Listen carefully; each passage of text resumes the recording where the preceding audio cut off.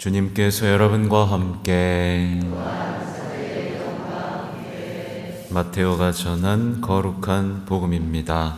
주님 영광 받으소서.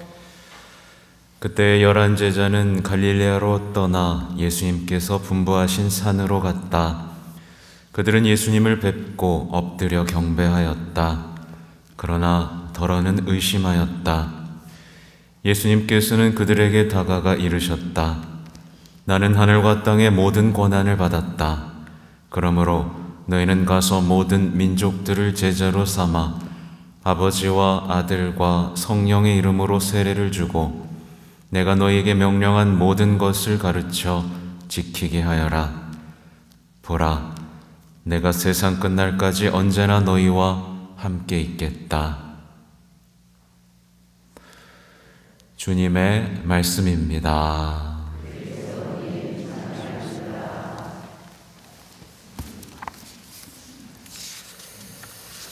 자비로이 교회를 이끌어 주신 주님 기억하며 감사하게 하소서. 네, 오늘 전교주일답게 어떤 복음 선포에 대한 메시지들이 오늘 말씀에서 펼쳐지고 있죠. 오늘 로마서 바오로 사도가 이 복음에 대해서 저희가 전한 말을 누가 믿었습니까? 믿음은 들음에서 오고 들음은 그리스도의 말씀에서 이루어집니다 라고 하면서 막 선포하시는 얘기를 들으면서 혹시 가슴이 뜨거워지셨어요? 나도 선포해야 되는구나. 내가 이렇게 가만히 있을 수 없겠구나. 만약에 뜨거워지지 않았으면 좀 이상한 겁니다. 네. 아무튼 오늘 복음을 보면서 우리의 사명에 대해서 이렇게 좀 짚어보겠습니다. 예수님께서는 이제 마지막 부분이거든요. 마테오 부분의 마지막 부분. 그러니까 예수님께서는 이 제자들을 집합시킵니다. 가시기 전에. 근데 어디로 집합시키시죠? 산으로 집합을 시키세요. 왜 산으로 부르셨을까 생각해 보면 사실 산은 구약에서부터 굉장히 중요한 장소죠. 하나님과 인간이 만나고 하나님과 인간이 계약을 했던 그 거룩한 장소입니다. 그리고 그 거룩한 장소를 예수님이라고 잊을 수가 없겠죠. 그래서 예수님께서는 산 위에서 거의 모든 것들을 행하셨는데 보면 산상설교, 참행복선언 어디서 하셨어요? 산에서 하셨죠. 그리고 밤새 기도할 때마다 어디로 가셨죠? 산으로 가셨죠. 또 예수님께서 거룩하게 변모하실 때 제자들 따로 데리고 산으로 가셨죠. 그리고 정말 당신의 목숨을, 그 생명을 내어주신 그 장소 산이었죠. 십자가에 못 박히고 목숨을 내어주시고 하늘로 오르신 그 장소가 바로 산입니다. 여러분에게도 산이 있어야 돼요. 예수님을 만나는 그 장소. 그리고 그 산에 오르기 위해서 무단히 그 수고로움을 인내해야만 합니다. 예수님께서는 제자들이 그 산이라는 그 장소, 그 산에서 배웠던 거, 보고 듣고 느꼈던 것을 기억하기를 바라셨어요. 말하자면 그리스도인은요, 산에 오르는 사람입니다. 그래서 그런지 미사 때 등산복 입고 오시는 분들도 많죠. 안 그러셨으면 좋겠어요. 아무튼 그리스도인은 산에 오르는 사람입니다. 땅이 아니라, 세상에 만족하는 게 아니라 하늘로 오르는 그 수고로움을 인내하는 사람이에요. 누가 신앙생활을 쉽다 그랬습니까? 그 수고로움을 인내하기 위해서 우리 이 자리에 왔습니다. 그죠? 내 삶에, 내 땅의 생활을 더 편하게 하기 위해서 온 게 아니라 하늘을 위해서 그 수고로움을 견디기 위해서 우리 주일에, 이 아침에, 늦잠 자도 되는 시간에 이 자리에 왔습니다. 주님을 따르고 주님께 배우기 위해서 땅이라는 세상과 거리를 두는 사람입니다. 그리스도인은요, 그죠? 그 고요한 주님과의 만남을 위해서 침묵하고 순종하는 그 수고로움을 오르는 사람이에요. 그리고 주님과 함께 산에 오르면서 주님의 시각으로 온 세상을 바라보는 사람입니다. 그리고 주님의 계획 안에서 세상을 바라보는 사람이죠. 그렇기 때문에 사람들은 땅에서 아웅다웅 싸우고, 그렇죠? 자신의 땅을 차지 위해서 싸우지만 그리스도인들은 그들을 떠나 산에서 당신의 계획에 동참하는 것, 그렇죠? 그렇게 자신을 바치는 사람입니다. 세상에 속한 사람들은 항상 평범하고 안락한 삶에 만족하죠. 그래서 뭐 해요? 땅을 사들입니다. 네, 집값 올랐다고 좋아해요. 네, 땅 몇 평이라도 더 살려고 땅만 봅니다. 영원히 살 것처럼. 그렇죠? 근데 그리스도인들은 어떻죠? 거룩한 삶을 생각하고 하늘을 보고 하늘의 보화를 쌓는 것을 자신의 최고의 최우선순위에 둡니다. 네, 산을 올라가야 되는 거예요. 계속해서 말씀드리지만 산에 오르는 거 결코 쉬운 일이 아닙니다. 그렇죠? 산에 오르기 위해서는 많은 대가를 치러야 됩니다. 우선 짐 정리를 해야 됩니다. 무겁고 쓸데없고 필요 없는 세상 사람들이 좋아하지만 우리는 쓰레기라고 여기는 것들을 버려야만 가볍게 산에 오를 수 있습니다. 그죠? 그 세속적인 두려움, 걱정 다 버려두고 가뿐한 마음으로 올라가야만 하죠. 그죠?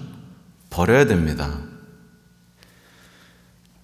또 올라가는 게 쉽지 않죠? 어떤 중력을 이겨야 됩니다. 우리의 본능을 이겨야 되는 거죠.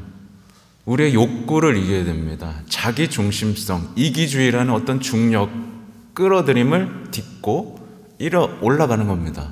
힘들어요. 그죠? 힘에 부칠 때도 있습니다. 그러나 우리는 끊임없이 위를 향해 갑니다. 산에 간다는 건 이제 안락하고 편안하고, 그렇죠? 죄 속에서 누리던 그 땅에서의 즐거움에서 이별을 선고하는 거예요. 굉장히 불편합니다. 산에 가면 편할 리가 없죠. 불편하고 힘들고. 하지만 산에 오르는 동안, 등산해 보셔서 알잖아요. 산에 오르는 동안은 싸우지 않습니다. 그죠? 네. 화합되죠. 그렇죠? 산에 오를 때 싸우는 경우는 언제죠? 올라가기 싫은 사람하고 싸웁니다. 그만 가. 만약에 신앙생활을 하면서 산에 오르기를 거부하는 그리스도인이 있다면 말도 안 되겠지만 주님을 만날 수 없죠. 그 수고로움을 감수할 생각이 없으니까요.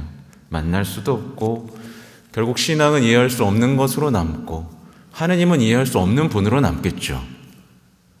어떻게 만날 수 있겠어요? 이 수고로움, 주님께서 가셨던 그 수고로움 길, 그 비참한 죽음을 마주하지 않고 어떻게 신앙을 이해하겠어요? 그죠?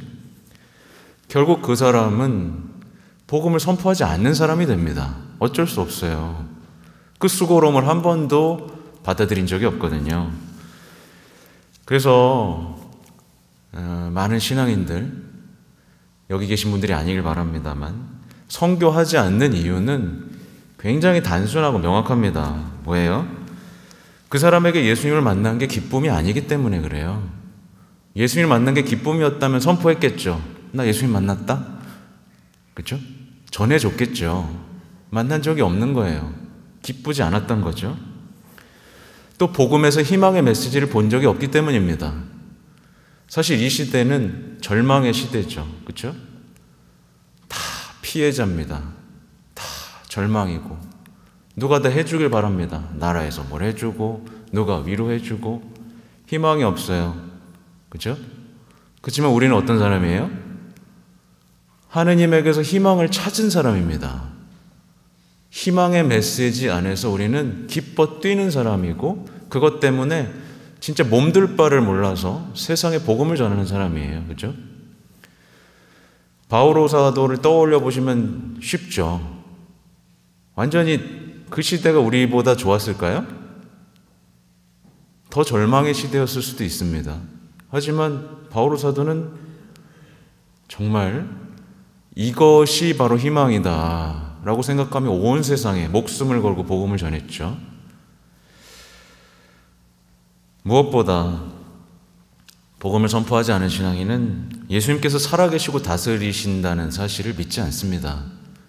예수님이 살아계시다면 이렇게 하겠어? 또 부활하셨다는 것도 믿지 않죠. 부활이 기쁜 소식이 아니에요.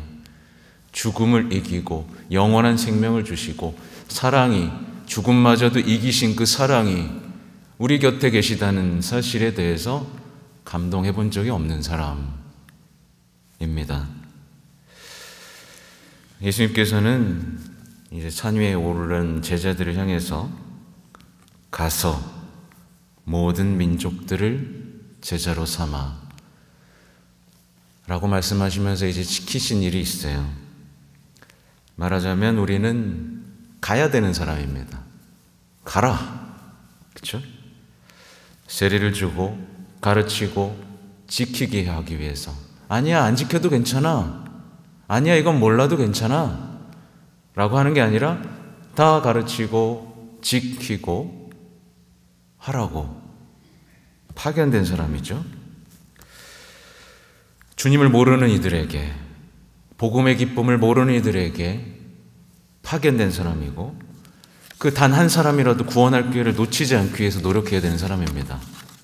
그렇죠? 그래서 이제 성당에 있다 보면 저보고 어디 가자 그래요. 밥 먹자고도 하고 어디 가자고도 합니다. 그건 잘 안 갑니다. 왜 안 가는지 아세요? 그 자리가 복음을 전할 자리인가, 복음을 선포할 자리인가를 봐야만 하기 때문이죠. 세상에 속한 사람들은 갑니다. 많이 가요. 놀러 갑니다.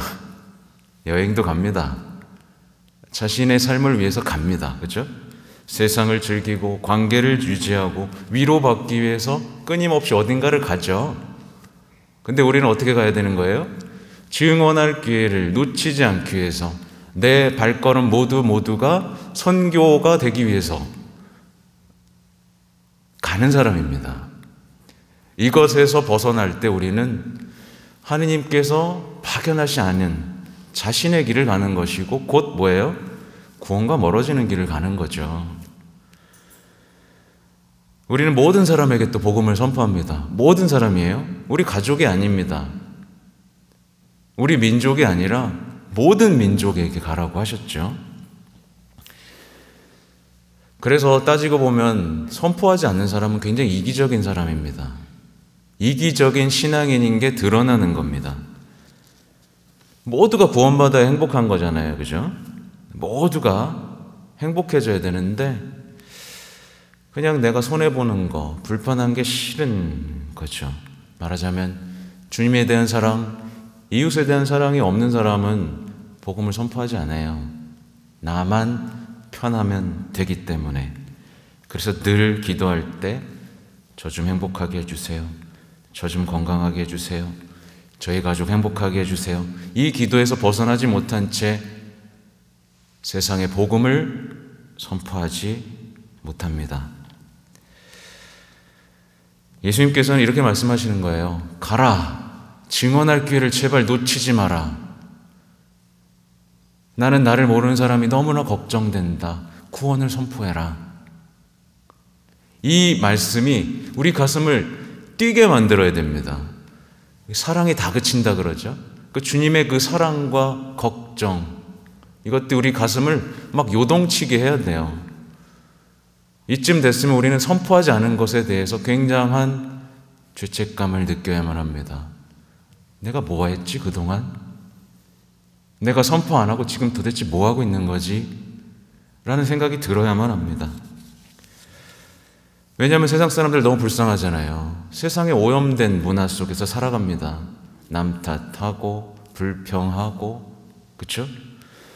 우리는 우리의 기쁨을 어떤 그 신선한 공기, 산속에서 얻은 신선한 공기, 이 평화를 세상에 전해야만 해요. 그렇죠? 예수님께서는 다 시키고 나서 보라, 내가 세상 끝날까지 언제나 너희와 함께 있겠다 라고 말씀하십니다. 그러니까 언제 함께 있겠다는 말씀이세요? 선교할 때, 선교할 때 함께 있고 내가 힘을 발휘하겠다. 그래서 선교하지 않는 사람은요, 예수님 못 만나요. 예수님 체험이 없습니다. 선교한 사람은 예수님을 반드시 체험해요. 그 힘을 체험합니다. 우리는 선교하는 것으로 예수님과 성모님의 걱정을 덜어드릴 수 있는 겁니다. 이 얼마나 기쁜 일이에요. 예수님, 성모님, 제가 했어요. 잘했죠. 이렇게 걱정을 덜어드릴 수 있고, 하나의 어떤 소명 안에서 삶이 바뀌는 체험을 하는 거예요. 제자가 되는 겁니다. 선포함으로써 제자가 되는 겁니다. 그냥 보고 듣고 하는 게 제자가 된 게 아니라 선포하는 게 제자가 되는 거죠.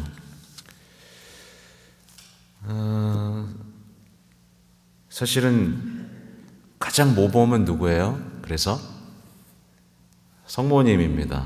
성모님은 예수님의 어머니이자 동시에 뭐예요? 첫 번째 제자라고 보시면 돼요. 그렇죠?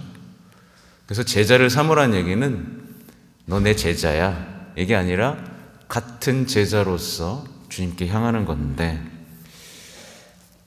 성모님은 제자로서 여전히 복음을 선포하고 계시죠. 끊임없이 발현하시고, 그죠? 지금도 민족들에게 발현하시면서 그 민족들을 성화시키고 계십니다. 그죠? 그리고 제자들을 삼아요. 파티마 성모님의 예를 들면 그 꼬맹이들을 제자로 삼았고, 그 꼬맹이들의 제자, 그죠? 얼마나 많은 사람들이 파티마의 성모님과 함께 세상에 복음을 전하고 있습니까? 그죠? 그렇게 우리는 성모님을 통해서 선교사가 될 수 있어요.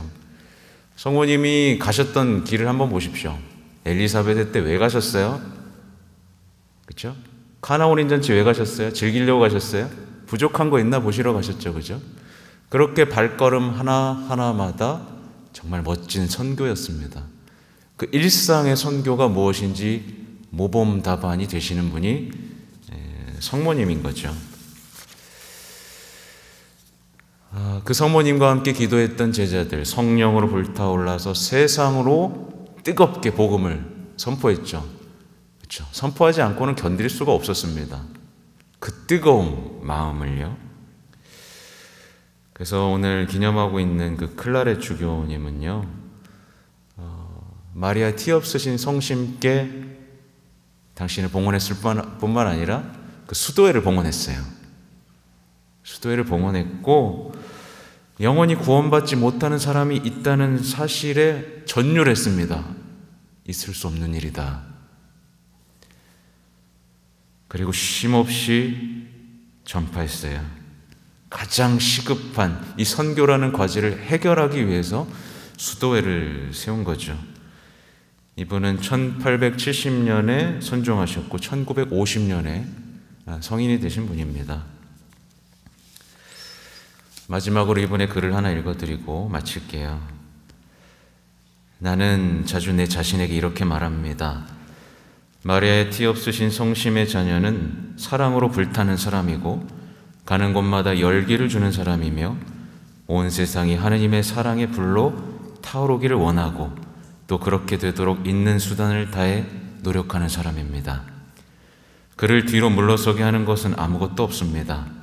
결핍은 그에게 기쁨만 가져다 줄 뿐입니다. 어려운 일이 생길 때 그것에 달려듭니다. 중상모략을 기꺼하고 고통의 시련 가운데 즐거워합니다.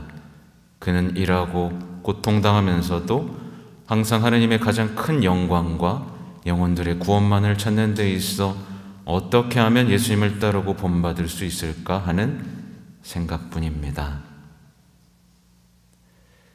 성모일도 독서기도 내용이라는 거 기억하시고 오늘 하루 정말 선교사로서 다시 태어나는 여러분이 되시면 좋겠습니다.